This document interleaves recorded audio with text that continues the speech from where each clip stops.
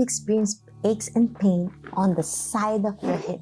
If you've been lying on your side sleeping, or you wake up in the middle of the night with ache and pain on the side of the hip, with difficulty moving your hip joint. Hi, my name is Annie and welcome back to my channel, Annie Pilates Physical Therapist. And in this video, I'll be discussing about hip pain when lying on your side. And I'll be demonstrating some Pilates, yoga, and physical therapy fused together to help regain strength and improve the stability of your side of your pelvis and hip. So let's talk about the muscles inserting on your side of your hip. So this hip joint, it's a ball and socket joint, and usually there's a lot of muscles inserts on the greater trochanter of your hip. So it causes inflammation on that joint, and we call that gluteal tendinopathy.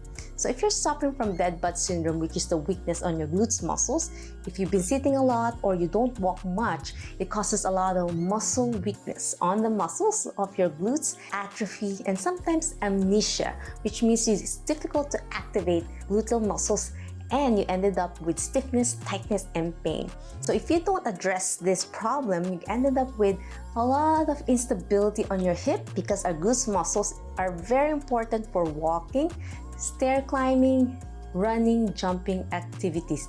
So I'll show you some simple exercises you can do to start strengthening the muscles, and instead of having the ligaments and tendons that attach on that trochanter where the muscles, the most muscles, where the external rotators of the hip inserts.